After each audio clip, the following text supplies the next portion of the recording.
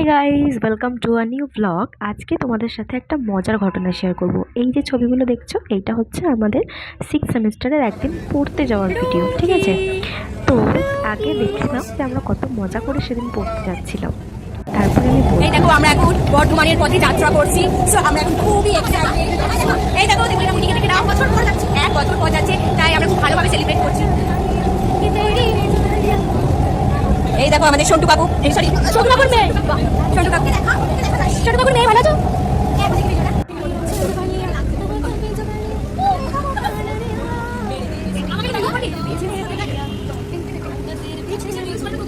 তো পড়তে এসে এখানে একটা ছবি অ্যাড করলাম মাঝে, কিন্তু অ্যাকচুয়াল কারণটা যা হয়েছিল সেটা হচ্ছে পড়ার শেষে আমরা বিরিয়ানি খেতে ঢুকেছিলাম, এবং এই বিরিয়ানি খাওয়ার চক্করে মোটামুটি আমরা আমাদের ট্রেনটা মিস করি এবং একটা অন্য এক্সপ্রেস ট্রেনে উঠে পড়ি। সেটা আবার আমাদেরই একটা বান্ধবী কথায়, ঠিক আছে? সেটা ছিল আজমের শিয়ালদা ট্রেন।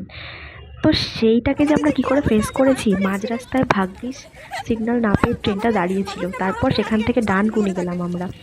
সেখান থেকে ফেরত কী করে আসলাম দেখো। আমরা মরে গেলেও এই দিনের কথা ভুলবো না, মরে গেলেও ভুলবো না এই দিনের কথা। আমরা কখন ট্রেন আসবে জানি না। আমরা বর্ধমান থেকে হঠাৎ করে ডানকুনি চলে এসেছি, কিন্তু কি করেছি জানি না। মানে বিশাল একটা কাহিনী আছে এরপরে, এই যে সব গাধাগুলো আছে আসলাম, তো বিশাল একটা মানে অ্যাডভেঞ্চার আমরা ফিল করছি ডানকুনিতে। জীবনে ভুলবো না এই অ্যাডভেঞ্চার, খুব অ্যাডভেঞ্চার, মানে এক্সট্রিম আর কি, এক্সট্রিম। Bye bye.